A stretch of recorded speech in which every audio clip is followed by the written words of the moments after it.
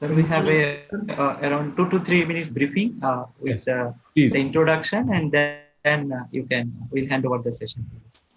I'm just ahead of time, but I just wanted to make sure that the audio is clear. We got the share screening. Just give me 1 minute. Let me see if I can share my screen because I just want to check my presentation. Yeah, you can share. Yes. Just try it once. Yes. No.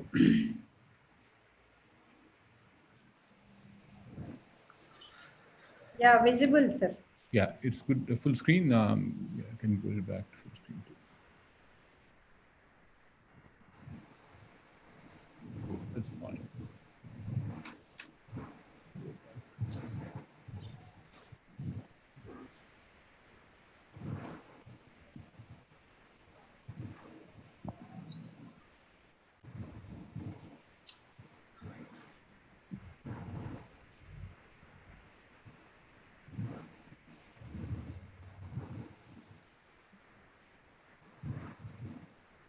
Can we start, sir? It's about 10:55. I don't know whether the right time. I still see only 24 participants from my screen. No, actually, we have given live link, sir, because in Zoom there will be a disturbance will be there. So we have allowed only 30 to 40 people in the Zoom. I see. Okay. Others are watching in live, sir. It is on YouTube, sir. Sure. Hello. Sir, చెప్పండి. Sir చెప్పండి. ఎప్పుడు చేసుకున్నారు sir మీరు? నేను మీకు పంపిస్తున్నాను చూడండి sir. ఒక 2 minutesలో మీకు ఈమెయిల్ చేసేస్తా. ఓకే.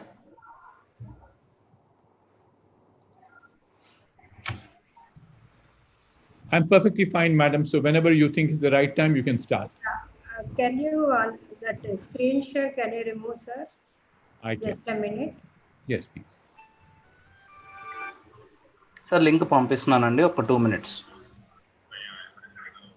మీకు మెయిల్ పెట్టారా? మీకు మెయిల్ రిజిస్టర్ అయ్యారా మీరు? Padma ma'am. Okay. Yeah. You need to 2 minutesలో మెయిల్ వస్తుంది sir. take the option. Yeah, how do I get out of this? So you can just, there is a small button, stop sharing, share screen, same place. Stop sharing. On Zoom itself, bottom place, beside the chart. Stop sharing the bottom line. It's a little different. Or at the up, sir, red button, stop sharing. At the top. Yeah, stop share is what I should do. Yes, yes. Stop. Give me 1 second, please. Sorry about this.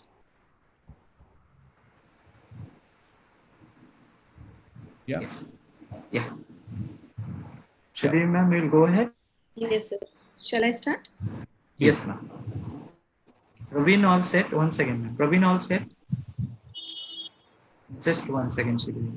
Praveen all set. Sir, all set, sir. YouTube is getting. Yeah. So we are going. Yes, sir. Start.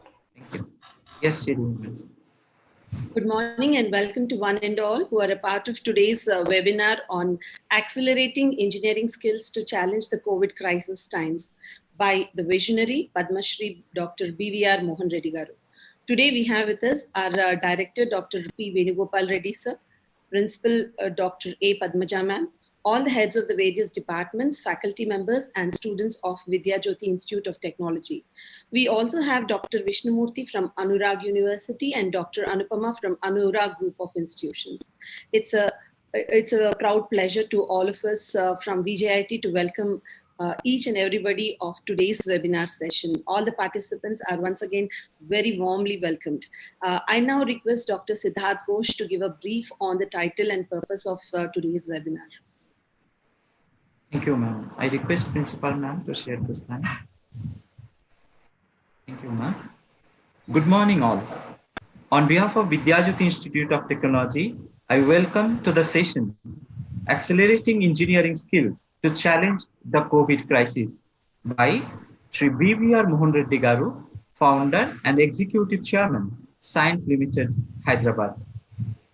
To speak about Vidya Jyoti Institute of Technology, This is a 20 years old autonomous engineering college in Hyderabad, Telangana. We offer 7 BTech courses, couple of MTech courses, and MBA courses. We are the 10th best engineering college in Telangana. As on today, once we thought about the COVID crisis and the engineering skills, one name which came to our mind is Sir Mohan Reddy Garu. Now, the attachment with Mohan Reddy Garu and VJIT is not a new one. We also got the opportunity in 2018 to receive Sir as the chief guest for the convocation program of our BTech students at VJIT premise. In reference to the today's topic, when every engineer is facing a challenge, accelerating engineering skill is needed.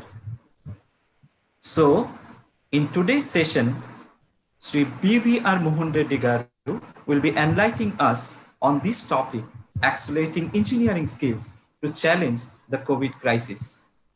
And what should be the baby steps and hard steps should be taken by today's engineers to really be successful at personal level and also at social level, how they can support the society and the country and the world to come out of this crisis. Thank you. Over to Shri Devi.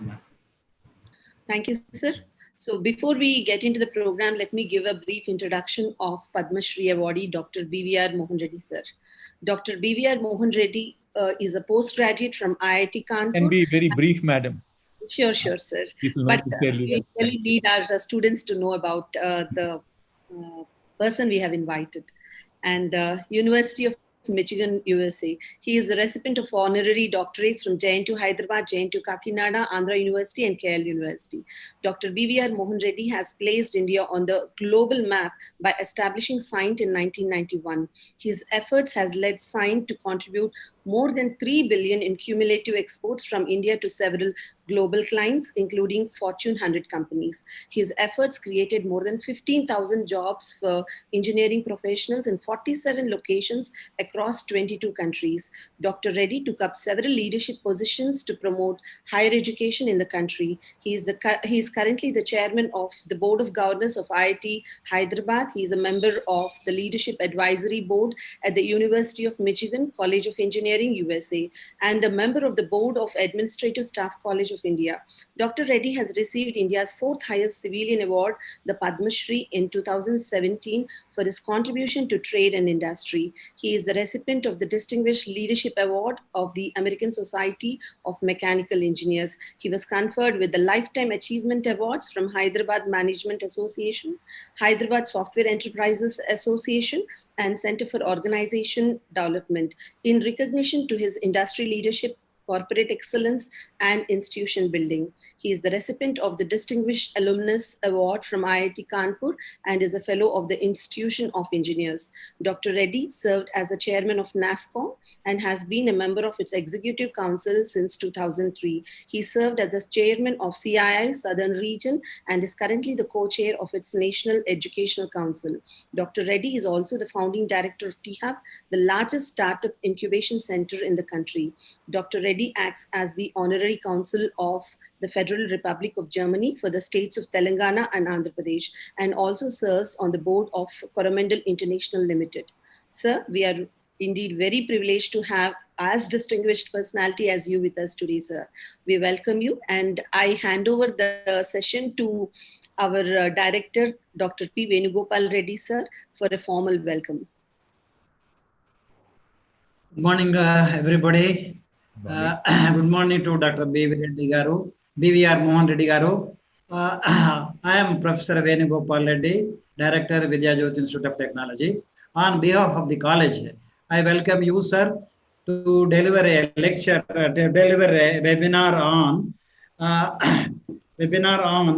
accelerating engineering skills to challenge the COVID-19 crisis. So this is the major problem, sir. Everybody, all of us are facing. All of our students and then academia, everybody is facing this problem, sir. So then, in this crisis, I am sure with your knowledge and with your experience and expertise, you will be in a position to guide the people, especially our budding engineers. So they will be they're in confusion. So they're having lots of lots of issues to talk to you, discuss with you. So in this connection, so your talk will be very much useful. This is apt, and this will tell us so the crisis which the academic organizations especially are facing.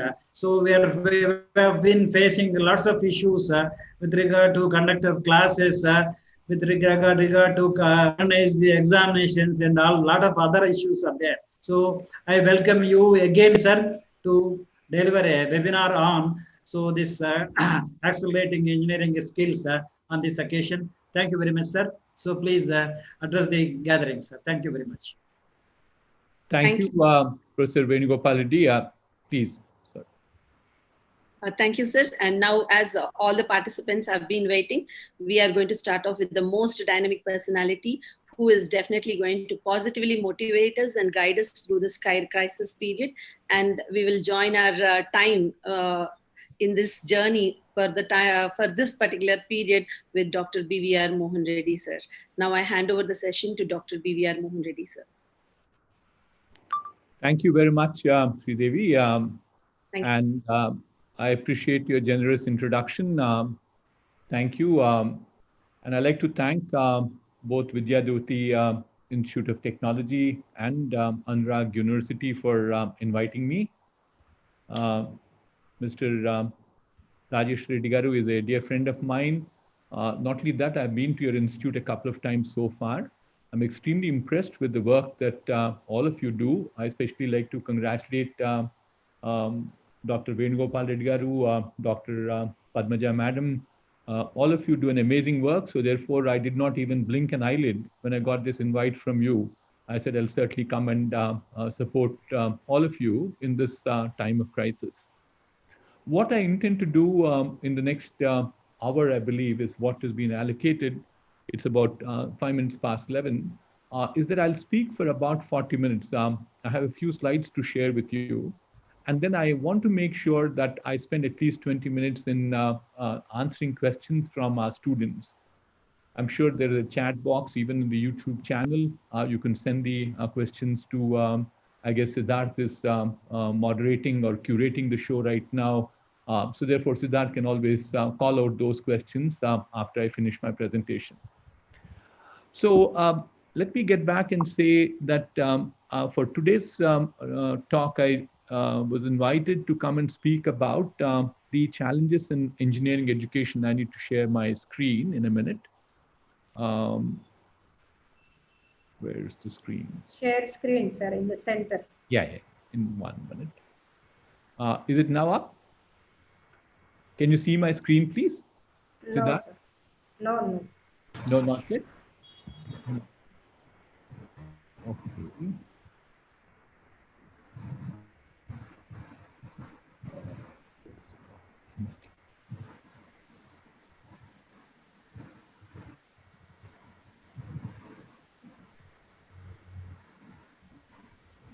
There should be a green button at the down.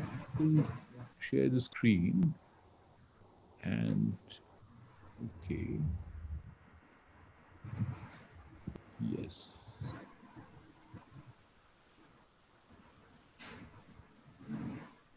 Yeah, now it is visible, sir. Sure. Yes, sir.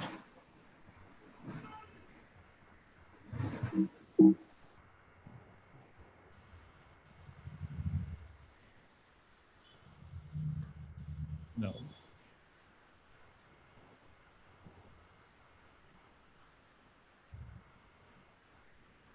Okay. I'm sorry about that. But what I intend to do is cover the presentation also in 3 modules at this point of time.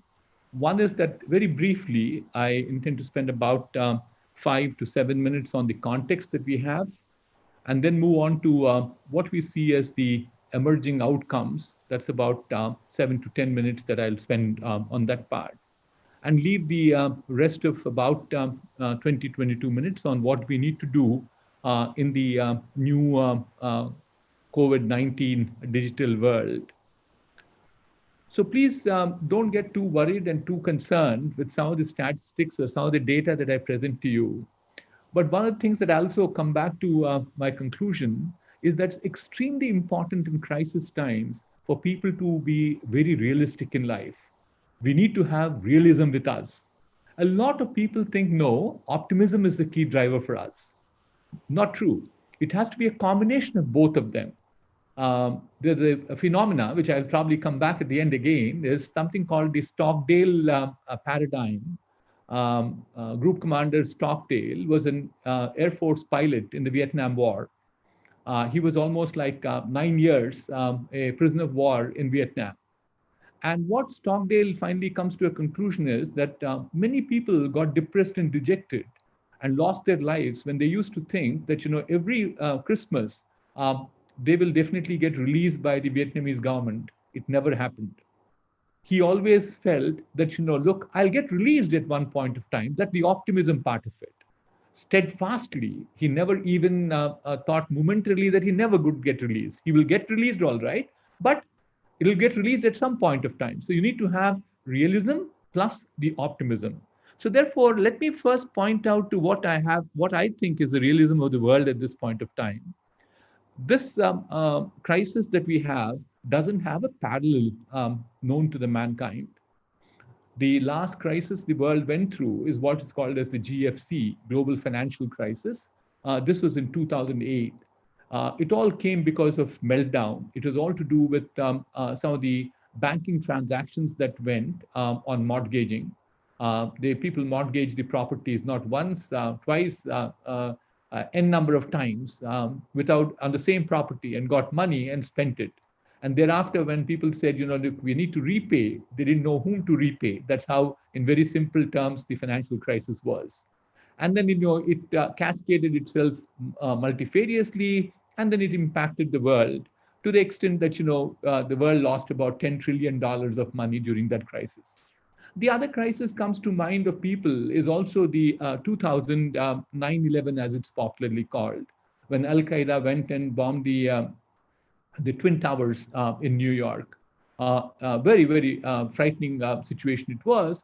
But if you look at it, the number of lives that were lost at that instance was about 3,000 people. Certainly, yes, every life is valuable, but only it was just a number called 3,000. And financially, it was not a big issue. The stock markets crashed, but came back fairly quickly. Not many of us were around at that point of time, very few that I know of, only history that we read. A crisis which comes close to what is happening today is the Spanish flu crisis way back in 1918 to 1920. And it was a lot more impactful on humankind, human life. A lot of lives were lost. They estimate somewhere between 17 million to 50 million people died during that particular Spanish flu. It actually did not emanate from Spain, but that's a history by itself. To the extent that, there are very ghastly stories that go around that a young man who had a family of 9 went to tell his friend that he lost one of his family members early in the morning, and then went to asked him to come and join him at the funeral. And this man goes to the funeral at about 4 o'clock in the afternoon, by which time he finds that 8 of the 9 family members were dead. That's the speed at which the Spanish flu was running. It was very frightening. It is not the same as what Spanish flu is at this point of time, but it certainly, in some ways, it's a lot more because humanity has increased dramatically compared to what it was in the past. And therefore, the human life, still, I think the numbers are under control. For instance, on the whole world numbers that I saw last, we lost about 364,000 so far, or 365,000, I believe. And in India, it's only about 5,000 people have been lost. Still, life is very, very expensive, but at the same time, numbers are low. But I think the type of damage it is doing financially is unprecedented. So far, we said, in the global financial crisis, GFC 2018, we lost as much as about $10 trillion is the total impact. Just a country like United States so far has pumped in $10 trillion back into the economy in various different shapes and types. So those are the type of implications that are there. To give you yet another data point is that, and the last data point is that I also serve, as I think in the introduction, Shri we mentioned, on the board of University of Michigan. So University of Michigan is about a 130-year-old institution. So they were there when the Spanish flu was there. So the question I asked the other day at a meeting was, when the Spanish flu was there, have they closed the institute? The answer was no. So there, whereas now the institute is closed. So that is giving you a reflection of how the magnitude of the problem is. On several parameters, we do have fairly serious challenges right now. Economies, the way in which the economists teach us, is that can go through something called a V curve. That is, as soon as a pandemic comes and hits, or a crisis comes and hits, it goes down and recovers back again. That's the first one, that's called a V. Or the second one is it goes a U, goes down, stays there at the lower level, recovers back. Or you can also have an L, which is basically it comes down, the economies fall down, but they never recover. They run at a lower level. Our belief at this point of time, it's an extended U, as it's called. It suddenly dropped off, will be at a lower level for a while before the world will come back to normalcy. We also think that if you look at the impact, it is not one country. That's the key thing that you also have to recognize. We're all in a connected world for good reasons, I'm sure. There's no bad reason that I can think about. But the sum total of the story is that the pandemic is impacting every country in the world and every economy in the world. Every economy is under stress. The latest numbers that I have on this screen here is that it says the GDP growth for this year is predicted to be between 1% and 2%, which is very, very concerning, because I don't think it'll be 1% and 2%. Because even this morning's numbers, which got published for the year 1920, there's a little bit of asymmetry between both of them, because this is the calendar year, I'm talking about the financial year. But anyway, the sum total story I have is that this could be a negative number for India, which is never heard about in the recent past. That's the type of impact we will have on the economy. It doesn't seem to be leaving employment at all. Just giving you a flavor, I don't want to scare off people. As I said in the first, I want to make sure that people understand the reality. These are not my numbers. These are not my charts. I borrowed the numbers. I'm acknowledging the numbers, acknowledging from where I borrowed the charts from. So look at what happened even the 2007 GFC. It went down. The unemployment went to about 6.2% and went up back again. This is like, they also call it as a tick mark. That's how the unemployment recovery happened. And this tick mark, one of the things that I want to call out is it took about 72 months for the employment to come back. That's almost like 6 years. What's the situation now is that right now, the unemployment, you look at the red line that I have, the unemployment is at about 14%. It went up to 14.7. This is as on 28th May. 28th May was a 40 million people. Actually, the number went a little further to 48 million people, 40 million people. Started recovering because, we started seeing the economies are opening up all around the world. So the unemployment is a key concern that we have. Where do we see as India at this point of time? Every industry is in trouble. Exports are certainly a little bit down. Good news is that software industry, we think, will hold up. We did about $85 billion of exports last year. The current projection is about $83 billion. It will hold up fairly well. We certainly are seeing that there's a good black night that came by, was the oil prices still lowering down, so therefore doesn't exert too much pressure on this country. Certainly other pressure, but that is the reverse of it is remittances have come down. A lot of people from around the world have come back to India at this point of time. We also are seeing at this juncture that there is a significant increase in terms of the trade deficit, because the oil prices have come down. But at the same time, we're also seeing that there will be an account surplus in the last 17 years. Let me move on then and say, what do we see as India right now in terms of our industry? Frightening situation. Automotive sales are down. steel, both in terms of bar, which goes into construction industry, flat, which goes into manufacturing, both are down. Our consumption of petroleum products is down, of course, because the travel is not there. And we also see that at this point of time, um, the demand for electricity has come down because the factories are not functioning. There's a 12% increase in smartphone. I'll come to that in a moment. How much more consumption is happening on that front, and we're also viewing more amount of television. So that's the sum total of the story that we have. The story is certainly concerning. There's high unemployment. Industries are not doing well. Economies are not doing well. But in this particular situation, we're also seeing something very, very interesting. Some new emerging outcomes are there. What are these emerging outcomes at this point of time? The first and foremost is look at the consumer behavior. Consumer has become, everything has become online for them. They're doing online shopping. You might say still physical goods are to be there. They're being delivered. He's going through through food banks. He doesn't need to go into grocery shops at all. That has changed the pattern of doing it. Takeout deliveries, all of them, you look at what's the common denominator between them. It is certainly digital. And digital is the new normal. So therefore, if you look at what are we doing right now, we're using a Zoom. So therefore, there's no more saying that I'm going to come to a meeting. I say, let's Zoom, which means obviously which we are meeting right now. So that's how popular the Zoom has become, almost a word in the English dictionary. Not necessarily Zoom, you can have at least 10 or 12 of these different platforms in which you can meet people. Work from home has become another new norm. It's not easy, but there was no choice. So therefore, if you look at the behavior of the consumer or travel, this is, I'm sure all of you are watching on the TV, how there is non-essential travel has been completely stopped.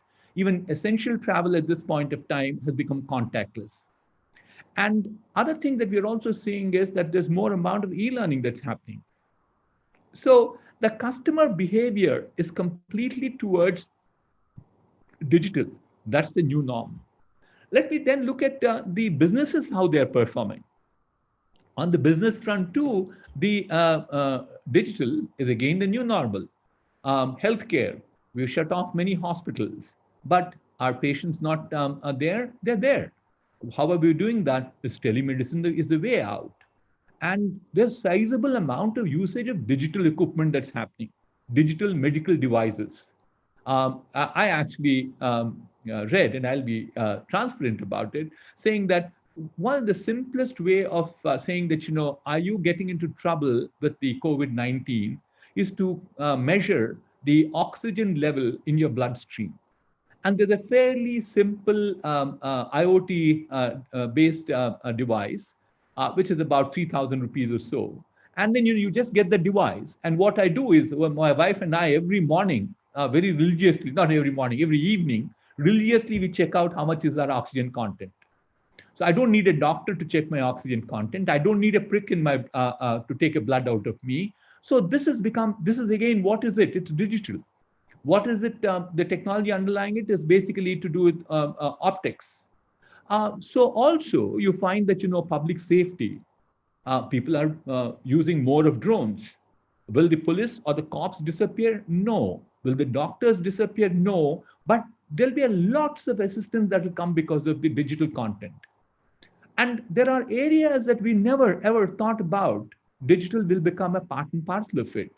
And what are they? Look at agriculture at this point of time.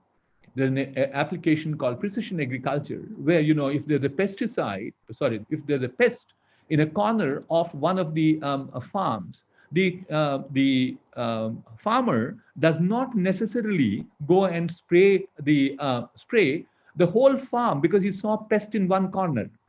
Today, you can fly drones just to identify 1 square foot area where the pest is. And thereafter, you can fly one other drone, which just does the pesticide spraying to that particular 1 feet area.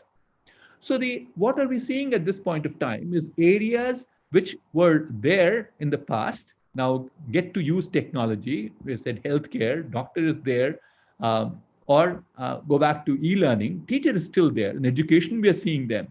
But I think the technology is playing an important role, because if you look at AR, VR, augmented reality, and virtual reality, certainly makes learning much more easier. Or we are using drones for public safety. Police does not disappear. So therefore, in businesses, there's a fairly large amount of usage of digital technologies. Let me move on further and see where is government at this point of time. Even in government, the usage is higher. The typical standard operating procedure in our home used to be any of these bills used to come, whether it is the municipal tax, which comes, of course, once in every 1 year, but more importantly, the electricity bill, the water bill, which comes in. There is an assistant in the company who then gets these bills aggregated. He goes to the tax offices, whether it's electricity office, and then pays it and comes back. It's really, trust me, it's a half a day's job.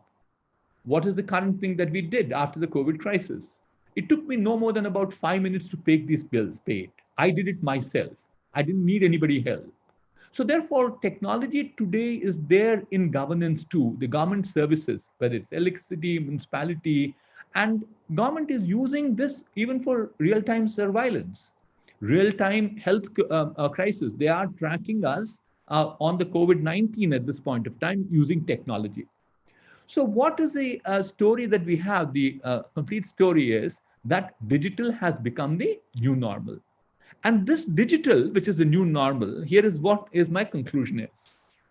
And the conclusion that I have on this part of the section is, in the Great Depression of 1929, this came actually after the Spanish flu, Spanish pandemic settled down, then the depression came, and they're all contiguum of each other. We think and we believe there is evidence at this point of time to say industries led the recovery at that point of time from Great Depression. It took about, that is when people started making, this is the industry 2.0, where automobiles were made. We also started seeing electronic production. Electricity became very popular. Oil was being extracted. We had both manufacturing as well as food production. All these industries are the ones which gravitated to bring us up to a level where we were back again to where we were before depression fairly quickly. This time about, our belief is that it's technology which will drive it.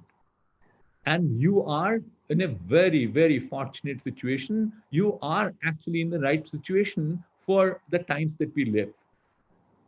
We gave you a number of examples. We went through that so far. We went through online meeting, the Zoom that we're talking about. We're talking about online learning, and I'm sure every one of you is doing it today. Online healthcare. We are going to the level at this point of time where with the newer technologies like 5G technology, which will come in, which is being rolled out in several countries at this point of time, it's not telemedicine any longer. We believe that it will become telesurgery. And primary reason why telesurgery was not feasible so far is because there was latency in the networks. That is, as if you probably want to do a surgery on a patient, there's a time lag between the movement of stylus at the doctor's end versus in a remote location, the movement of the robotic arm on the patient end. Whereas now with the latency down to less than 2 milliseconds on 5G, it's possible to do online surgeries and online shopping, food delivery, all of that. It's technology which will be the key driver to make sure our lives come back to normalcy fairly quickly. Notwithstanding that entertainment also will become digital.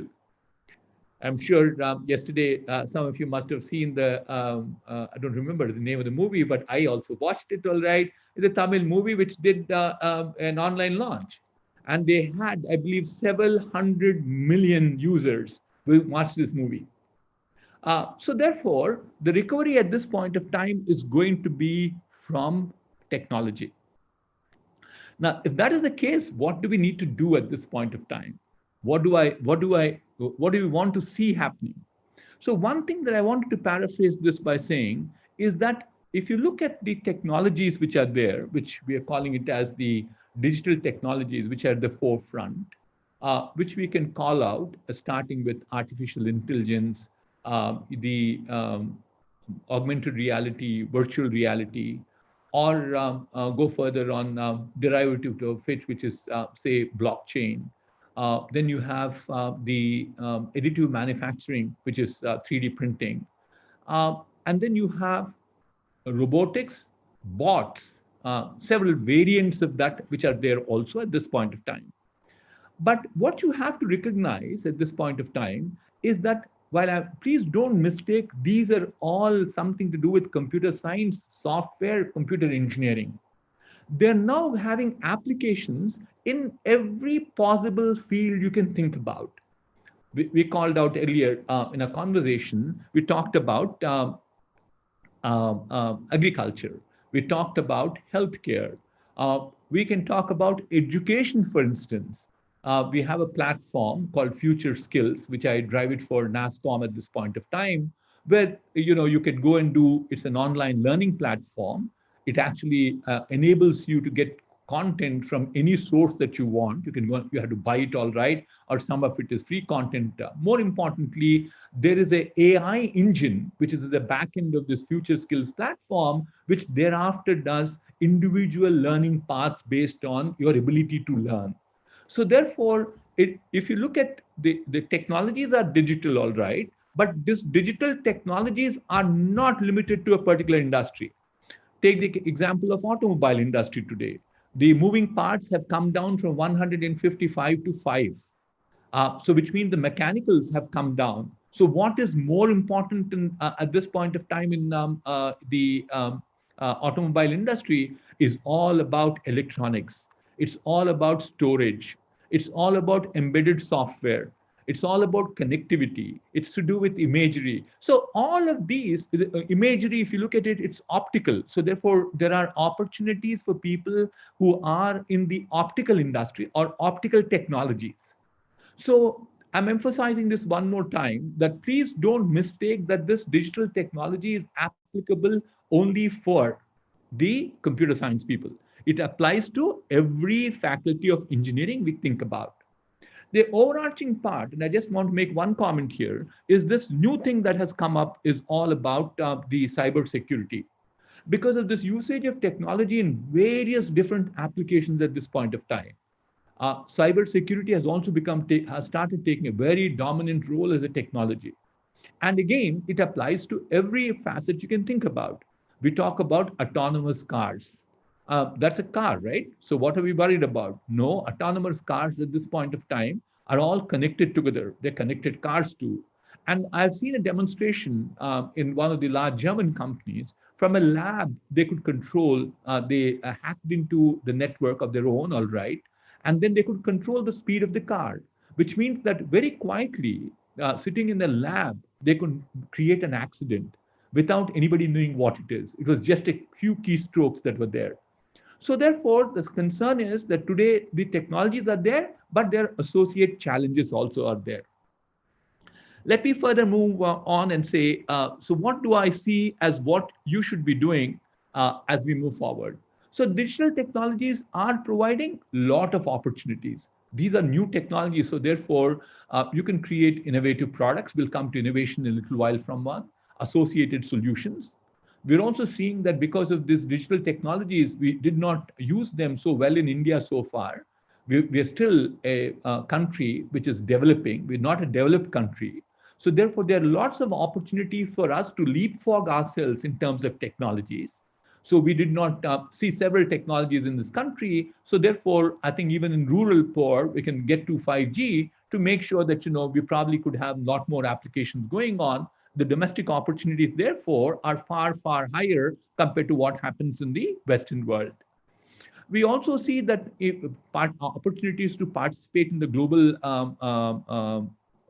value chains, and The other thing very important is here is a technology opportunity at this point of time which allows you to bring about social equity. We could not teach children in number of remote locations of this country. Now you lay, because we said there are not enough teachers, we did not have infrastructure and so on and so forth. Lay an optical fiber. Now they would have access to the best of teachers in the world. Whereas if you look at the challenges, you have to learn. This does not come just like that. These digital technologies are not there for you to say, I know about them. No, they're all very new. But more importantly, the other thing that I also like to highlight is these are changing. The 8 or so technologies that I called up earlier in this presentation are the technologies which are there today. We don't know 2 years from now what is going to be there, what will become popular. We thought artificial intelligence, we thought about it not yesterday, day before yesterday, even 20 years back, we thought it will become dominant, but it took a while. It needed lots of ecosystem issues to get developed. I used to be a business partner of a very famous computer scientist called Dr. Reddy. Raj and I ran a company called OMC Computers. I was the CEO of the company. And Raj used to tell me about 30 years back that, there will be driverless cars. But the status was, I asked him one day saying that why is that it's not happening today, was that the amount of computing power that's required to be having a driverless car was to have either 18-tonner or a 25-tonner truck carrying all the computer equipment behind the car. Whereas now that 18-tonner computing equipment has got reduced at this point of time for no more than about 5 kgs or 7 kgs. So the second one is that I'm saying as we move forward, the challenge will also be interdisciplinary approach. So please don't, therefore, as I said earlier too, you can't say I'm a computer science guy, I'm a mechanical engineering, I don't know anything else about anything else. No, it has to be interdisciplinary. We talked about automobile. Automobile, what does it have? It has enormously different technologies. So if you say, I'm only going to be doing the mechanical part of an automobile, what's left in the automobile mechanical part today is more to do with the chassis and the wheels. The rest of them have all become automated at this juncture. So ability to become multidisciplinary becomes very important. And the other thing that we also have to think about, and it's very important, is that the world is in a hurry.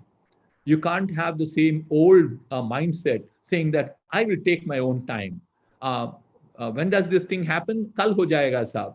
When is kal? Kal can be tomorrow, kal can be day after tomorrow, kal can never come to. That won't be possible in the new world. What will happen is because of these technologies, the product life cycles will change and will become shorter. You'll become newer and newer products will come, more amount of innovation will be there. So therefore, people have to be ready to make sure that we will become more innovative and produce products with decreasing life cycle. And then I also touched upon a little while earlier is the challenges that we have with data privacy and the cybersecurity. We didn't talk about data privacy because data privacy is another very important thing that people have to bear in mind. Because otherwise, our lives aren't open at this juncture. There is ways and means by which it's being aggregated. Otherwise, the amount of data the computers are getting at this point of time is amazing. And amount of understanding that they have with us. I have a startup company where I'm an investor and I sit on the board of that company, is that if I'm doing online shopping, with 5 clicks of a button, the website understands if I am a serious buyer or I am a window shopper. With just 5 clicks.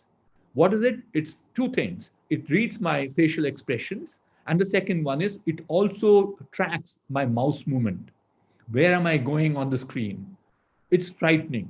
They're not letting out this information to people, but based on your preferences, then what are the sales guys doing at this point of time? He provides you a discount thereafter if you're a serious buyer. So the amount of data they have is amazing. So therefore, there are issues in terms of data privacy. So there are on one side, a lot of opportunities, but there are also challenges are there. So what do you do in this challenging world is that you need to skill yourself better. Here are some of the skills that I like to call out that we talked about artificial intelligence. That's become essentially part of every possible application that we think about right now.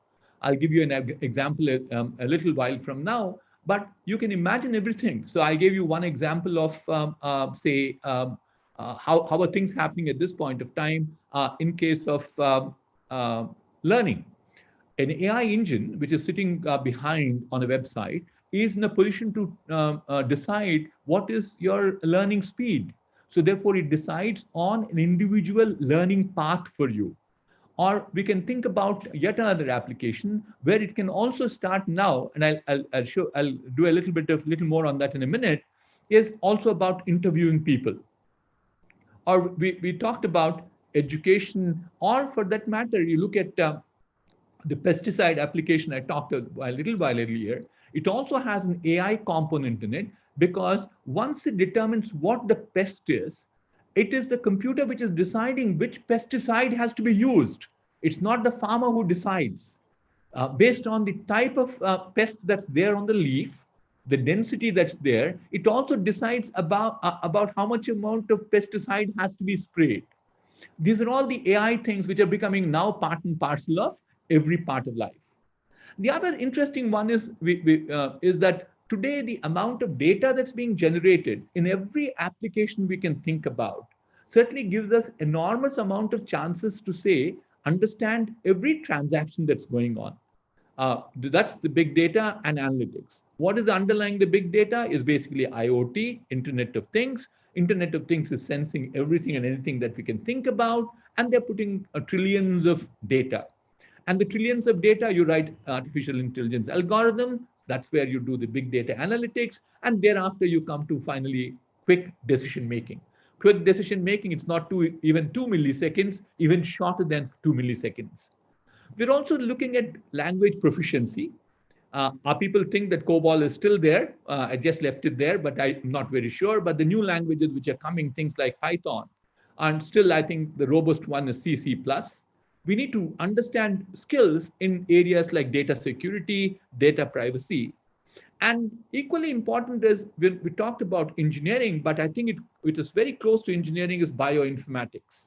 We see a big spurt in demand for that. With these diseases increasing, and our ability to use bioinformatics will definitely start helping people in terms of wellness and drug discovery. We can see the pattern genomes are being as a part of the bioinformatics. So therefore, these are some very broad level skills that I have put together to say that these are the ones which you need to be focusing on. But this is not, again, I'm overemphasizing today, is not just limited to computer science people. Everyone has to learn these. But equally important is, as we move forward, is the soft skills that are required. Because in the world that we live right now, we talked about products life cycles becoming shorter.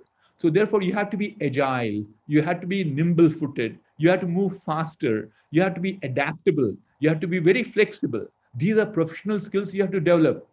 And these are not skills that are impossible to develop. You say, no, I have only one way of looking at it. No, God never told us, one way I look at it. I can create that flexibility in my own mind. It is all that, my attitude will make the difference. The second one is that we are seeing that more amount of communication, creativity, and critical thinking is also very important. Again, new things are coming. Unless you do critical thinking of how will this be useful, how would you know the use of that particular new technology? And a third one is that we also believe that in the new paradigm shift that's happening, it is extremely important to have empathy towards people. With social distancing, if you look at it now, you are not meeting your friends as frequently as you are. And unless you start thinking about your friend, start thinking about him in your mind, thinking about his ability, think like him. That's what empathy is all about. You certainly wouldn't make that connectivity with people. And the change will be constant, and leadership will be very important. The last point I like to make on the softer skills is that we will also find that learning is not any longer one-time effort. Please bear this in mind. As you graduate from the Vidya Jyoti Institute, it doesn't mean you've achieved everything in life. You may have to come back to Vidya Jyoti back again to learn new things because the world is changing. And why it has also happened is that at one point of time, I believe 500 years back, the lifetime of a human being was 45 years. Last 500 years of medical research has pushed the average longevity of human beings to 75 years. And we believe that it's not going to be too far away when it will probably even get to a number called 100 years. So the challenge that we have is when we were probably 45 years, or the government retires people at 58, 1 degree was good enough to take your life for about 30, 35 years. That too in a world which was very stagnant. Whereas today the world is very dynamic and the lifespan is increasing. So you put both of them together, what you'll find is that you have to do learning on a continual basis. Jobs on the radar, we are seeing there'll be more amount of freelancing that will happen. So therefore, you need to have specialization. You need to be the best, nothing short of that. And there will be lots of requirements in terms of digital transformation. So the type of things that I called out in terms of technologies, which are very helpful in terms of digital transformation. So those are the skills, those are the jobs which are on the radar. People will also look at things like cloud. There's no more in terms of on-premise, everything getting off-premise, everything is getting onto the cloud at this point of time. DevOps, these are the types of jobs that we see in the radar at this point of time. Let me give another dimension to this. I'm close to 40 minutes, so therefore I need to move forward, is that how does recruiting happen?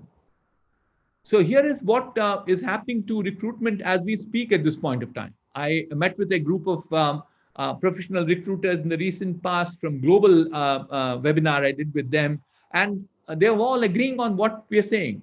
You will have to be prepared to certainly start facing chatbots and bots in the interviewing process.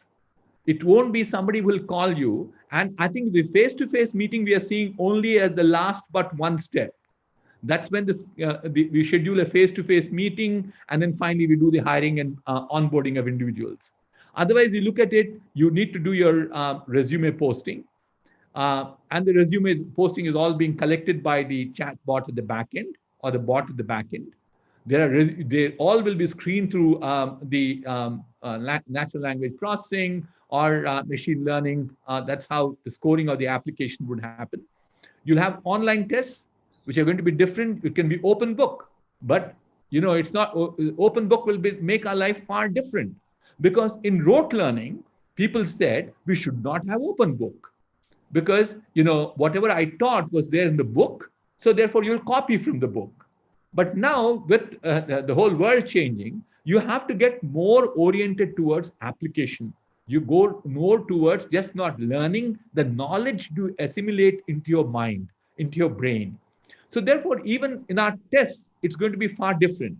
And it actually brings in that social change, because now equity is being established for everybody across the world. In the sense that if I put a job posting out here, then I can have anybody apply for it. I don't have any restriction. I will not say these number of institutes only can apply to my jobs. And look at the amount of intervention that are happening with these funny looking robots that are there. They're basically bots which are there, and they are very essential part of our interviewing process. What does this mean to me? My last but one slide is all about innovation. In this particular enormously changing world, you can innovate fairly well. What do you need to do to innovate is that you translate an idea or an invention, not necessarily an invention, we keep saying only largely the ideas, into a goods or service with an existing technology for a customer's requirement. Customer would pay for it only when he or she sees value in it. So you need to come out with new innovations, new products, new services with existing technologies itself. That's not difficult at all. You start, how do you innovate? I keep saying the 5 dimension mantra that I talk about is question the status quo, start taking risks, have an open mind. Everything can be possible. You need to be very patient, and you need to have a trust in yourself. Only then you become an innovator. You can become an innovator, you help in the companies that you join, or you can also become an entrepreneur. So far, what did I talk about is that, primarily looking for jobs outside. That's basically, we said, the recruiting process, etc., that goes on. Forget about the recruiting process. You can become an entrepreneur too. And the entrepreneurial life cycle I have put together and said there are three things that we talk about. How do we become entrepreneurs? Is that ability to explore the problem, which is basically to do with design thinking. You have to go back, step with empathy, step into the shoes of your customer, understand the problem that they have, find a solution to the problem, and say that, will that solution work or not? So it is basically experiencing the customer problem, then finding a solution to it, and building a solution first. That is what it is all about, the design thinking phase of it. Empathy, define, and ideate. It could be as mundane as, I've seen examples that even somebody did a innovation on rag picking people who actually have challenges with their backs. And what did he do? Instead of they bending down, they can still stand still and then do the rag picking part. Because now there is a fairly large amount of effort that's going on to make cities clean, etc., etc. So their dump yards and rag picking is still a part and parcel of our lives. So somebody came with an innovative solution. How did it happen? He literally got into the shoes, got into the soul of a rag picker to find out what are the pains they have and how do I reduce that pain. And thereafter, once you have a solution to that problem, the second part is lean startup. You got to make sure that you build the right thing. How do you build that solution? Actually, they build a new arm. And they built a new arm, and that new arm first they used wood, I believe. Then they came back with bamboo. It is like a biotic, a robotic arm. It is an extension of your hand, and you can manipulate as if your hand is itself working. So they built the first prototype, refined it number of times. That's how the whole thing of, and then it has to be lean. Because if you say that's going to be 10,000, there's no rag picker in the world would have that amount of money to buy it from you, or the people who are involved in that particular profession to buy it for you. So therefore, you've got to get the thing right. Once you know the right thing, you know how to build the thing right. That is, how do you scale it up? And that's what is all about agile. You have to be nimble-footed to make sure you constantly have the competitive advantage. So therefore, I'm saying you can be an entrepreneur, or you can also go for a job, but a common thread between them is all about technology and innovation. I will stop there for now by just my last slide. I had to make sure that this came up because I started with not so great story. And that was, but the story was all around realism. In times like these, our ability to survive will depend upon how well we process reality. We have to think the truth. The truth is, its situation is grim, but it also gives a lot of opportunities. So therefore, the optimism in me, steadfastly, even I don't blink momentarily. I think optimistically. I have an unwavering faith in me, which says I will emerge stronger at this end of this crisis. That I is not me, it is all of us as we. All of us together will all emerge stronger. But to become stronger, you have an opportunity in front of you, and make use of that opportunity. Thank you. Thank you, sir. That was definitely a very wonderful session, advising us to be continuous learners, and also your guidance in how to overcome the crisis the pandemic has created. Your assurance with great examples as to where we can get our recovery from. That is from technology and from the opportunities that digital technologies offer. So Dear participants, let's gear up to the digital age. And now, sir, we'll start off with the query sessions. So first, let us start with the HODs from the various departments. So if there are any questions from the HODs, shall I go with the order? Shall I ask? Yes, please. Department, yes, sir. Yes, please, I said. Please go ahead. Yes, sir. So the CSE department, HOD, Dr. Vijay Kumar, sir, if you have any question. Please unmute yourself.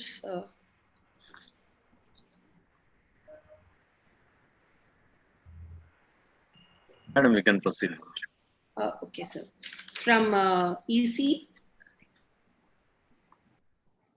Dr. Kishore, Vasant Kishore. Good morning, sir.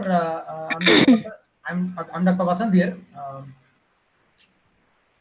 Am I audible? Yes, please. Yes, sir. Sir, when talking so realistically regarding matching with the technologies, right?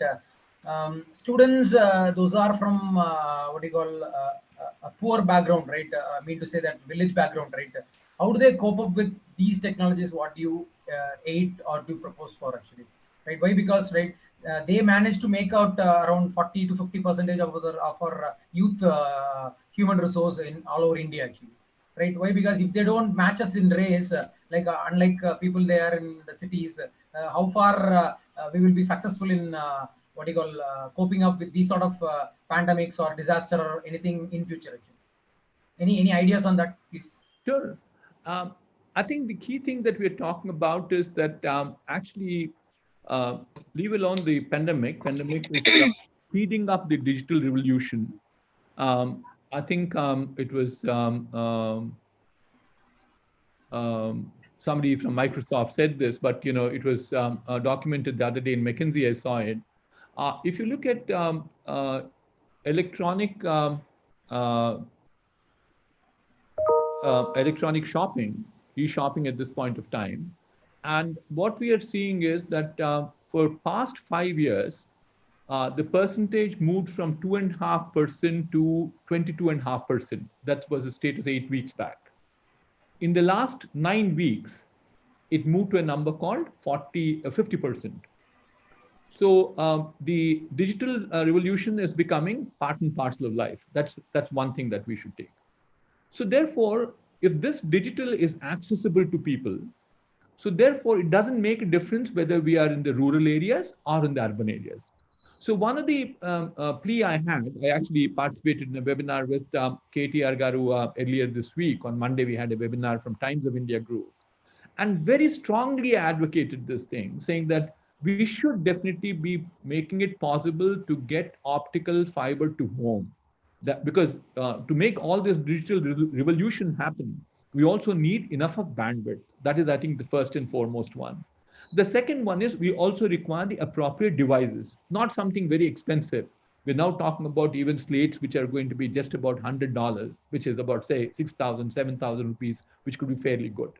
So if we can probably get that intervention right, and I think they're working on it right now, the amount of GPONs, et cetera, they're buying is a clear indication that all the states are trying to move in that particular direction. So therefore, I think the divide between the rural and the urban could definitely become much, much smaller by digital technologies. I also gave you one other example. If you look at recruitment very honestly, people like us had only 25 institutes from where we used to recruit people, including Vidyajyoti. But now we're saying, no, not that we are unhappy with Vidyajyoti, but we decided that, look, we'll do the online testing. So therefore, people are coming online. They can be from any institute for that matter. So therefore, I think what digital is doing is that it certainly is shrinking the gap between the urban and the rural. It's a small question, sir. Sure. So, and this COVID has created a gap between haves and have-nots.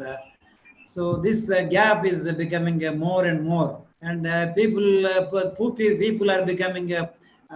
Poor people are becoming still poor, and then rich people are becoming rich, more rich.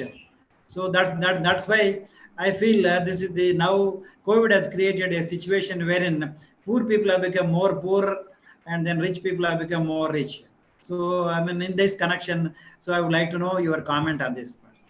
Well, I guess, it's just not very honestly COVID. COVID has shown it up, saying that how much divide is there between the rich and the poor at this point of time.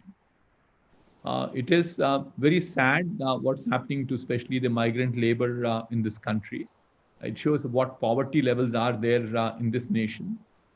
But again, the hope is that, look, is this an opportunity for us to bridge that gap? I think the government seemed to be subsidizing several things to the poorest to the poor, which did not happen so far. Abhijit Banerjee, who is a Nobel laureate in economics, talks about poverty elimination economics at this point of time, where he talks about direct money transfers to people. I think the government is listening to some of those suggestions that are coming in. So therefore, I think the first thing that has to happen, of course, is that as a nation, we have to ensure that the roti, kapada, or makan, these three things, which we thought, we did it by the 60s or 70s, is still questionable. People are saying, I don't have food. That's the reason why I'm going back from Mumbai back to my village. I don't know what I'll do in my village, but at least I'll be close to my family. But equally important, I think we've come a long way. There's food surplus is there. It's not distribution is not there. This nation, I believe, has more food than ever they had so far. Our warehouses are full with grain at this point of time. I assure you that. I think distribution systems is what they have to do. Now, notwithstanding just the basic necessities, whether it's food, shelter, and clothing, but equally important is the ability for them to start earning. I think the two things that have to happen is we have to make, and we also have a very large youth population in this country, and especially in the have-nots part you talked about. We have people are estimating 17 crores of migrant labor itself. We have 40 crores of people who are in the unorganized sector employed at this juncture. They're very large numbers. I think the way in which that can get into the organized sector with a better wage structure is only when you also start skilling them. Because on the other side, from wearing my hat as a businessman, I can tell you, I'm very worried about the levels of productivity that come out of this country.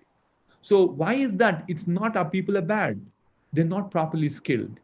So if we can skill them, we'll automatically start seeing businesses picking up. And once the businesses start picking up, they'll get employed. That's the only way to move forward. Whether it is even in agriculture, I think we have to have, and technology will be the enabler. Technology will be the leveler at this point of time between the haves and the have-nots. So my belief is that certainly I think COVID, what it did, it brought everything into the forefront. But situation was the same even before COVID. But I think it opened eyes of many people. And I have a belief that, we are doing some interventions to ensure that this can definitely be bridged in a very short period of time. Sir, unfortunately, more than 10% of the population of this country are migrant laborers. So this is I don't know what economy of this country is doing when more than 10% of the people are below. I mean, they are migrant laborers, sir. They are searching for food. So the government is not having any idea about the migrant number of people who are migrating from one place to other place. This is a very unfortunate thing. So I don't know. I would like to know your comment on this, sir. More than 10% of the population. I certainly appreciate your concern. I'm with you on this. I'm equally concerned as you are. I think every rational citizen of this nation is extremely concerned about this migrant labor issue that we have at this point of time. Not that only one comment I'll make is not that the government was not aware of that. They were aware. The census do have data on how many migrant labor were there. 2011 census, if you go and research, somebody has done that for us. I read this piece of document somewhere. Talked about 17 crores of people, which is little more than 10%. You just said 10% of the thing is migrant labor. It's more than that. So I think it's a problem that was existing. It did not happen because of COVID crisis. It came to fore because of COVID crisis. You go to Dharavi, you'll find lots of things. Again, my point will be that let's use technology at this point of time to make sure that these people become gainfully employed. You should skill them. I'm not saying only technology will be there. Technology can is only an enabler, but people have to use the technology. To that extent, I guess, we are trying our best. I'm like you, another common citizen, Venugopal Reddy garu. So I'm also trying my best to convince people that this is required. Okay. Thank you, sir. Thank you very much for your comments. And we are having many more questions from the students and also that have been typed in the YouTube chat box also. So why don't we let me ask if any of the HODs would like to ask any questions. Rajendra Prasad sir from the H&S department, if there's any concern with the first year students that you would like to ask. Yeah, so good afternoon, sir. First of all, thank you very much for enlightening us in the new domains and technologies in this pandemic moment. And just I want to ask one question, sir, because we are very concerned with exit engineers, that's engineers at final year and engineers at first year level, sir. Can you tell me what are the domains which are most affected in this pandemic area, so that our students are going to be most conscious about those particular technologies and skills. At the same time, for first years also, can you can you tell us what could be the more good areas so that they can explore more on this particular technologies? The common thread that I have, Andy, is that today there is a fairly large technology shift that have occurred, and there are new technologies which are coming in. Industry want people to be technology ready when we employ them. And the good news we have is that these technologies that I've referred to so far are also available for learning online. We don't need to have a teacher, but without a teacher too, somebody else is the teacher. We can learn those technologies. So therefore, I would like to emphasize to all your students, whether they are the final years, they're the final years especially, is that today there could be some challenges in terms of employment. I think what has happened is the industry, whatever offers have been made, they're all being honored. I'm not still heard from anybody they're not honoring them. There's a little bit of right shifting, as we call in the industry. That is basically, instead of people joining on 1st of August, they moved them to join on 1st of November and so on and so forth. So therefore, but the time period that they are getting at this juncture, please, I like to advise all the students who are in this call, I like to appeal to them, please improve your skills. It's a God-sent opportunity. Don't think that, look, God is punishing us. Think it from a positive perspective. We got an opportunity to learn. I am 69 years old. I should share this with all of you. I wouldn't definitely sleep without reading a book every evening. I wouldn't definitely sleep without knowing something new in my life. So if I could do as an old man like me, I'm sure all youngsters can do that. Why not? So the result is, it's an opportunity that you have, skill yourself. On the final year students, we're graduating all of them. If the question was also around that, since I'm also involved very intensely with the education system, what we decided to do, especially at the IIT system too, is that we are graduating all the students by the first week of June, actually. Next week, we will announce all the results for the final year. What we did was final year students, we had online for them from April 1 to 30th of April. We did the exams in the first half of May. We decided on the grades in the second week of May. And June first week is when we'll announce the results. We actually even announced the convocation date, irrespective of whether it's going to be virtual or physical, on 25th of July for IIT Hyderabad. So my recommendation is, please don't stop them from graduating. Please make everything, I'm sure, Venugopal Reddy garu, you must be doing this already. Please graduate them. Various ways in which, actually we even had a few students from the Union Territory of Jammu and Kashmir, where they complained that they had 7 kilobytes per second was the bandwidth they were getting. So they were not available, they could not take online classes. So what we did for them was, literally we had a conversation with our research associates in the evening. So we made them learn We did a Viva OC in terms of instead of they writing an online test and so on and so forth. So on the graduation part, please take care of that part of it. On the first year students, I think UGC announced, and I think universally we are trying to accept the same thing. I was also on a webinar yesterday, no, day before yesterday, with the with Higher Education Council. We talked about the technical education in the state of Telangana, Higher Education Council of Telangana. Anil Sahasrabudhe was there also with me on the call. We're all saying that, at least 1st of September, we should start the people. But please, I will make one recommendation and request to all of you is that this is an extremely uncertain world. We don't know what happens tomorrow. Pardon me, I'm not scaring you off. I'm only trying to tell you realism in me. So therefore, we need to have backup plans. In our industries, there's something called BCP, and the business continuity program, as it's called. And the best of BCPs also did not foresee what happened this time. They all failed. So we all had to get back on our knees and then start working backwards to say, how will we bring this back? So therefore, you should have a plan, even if you bring the students. God forbid there is an incident that happens in the institute. God forbid it happens in your neighborhood. They'll all get into panic mode. We're trying to tell the government also, don't get into this panic situation to shut down things. But you never know.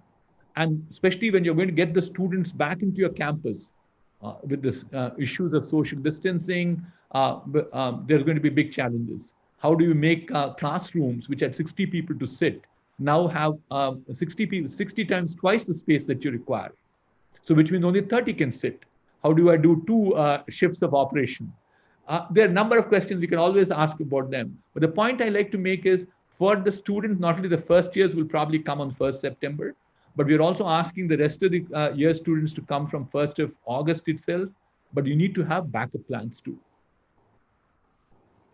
Okay, thank you, sir. I think the question is answered. Can we go to the next, if any other HODs would like to ask the question? I think Principal Ma'am, Dr. A. Padmaja Ma'am has a question. Sure. How do we need to reorient already you have touched upon the curriculum part, and how do we reorient the students, and what are the immediate steps and measures to be taken for the students to be groomed up to the digital recruitment? I think Dr. Padmaja, thanks for asking that question. So in the seminar day before yesterday also, my first emphasis, madam, is more on the faculty.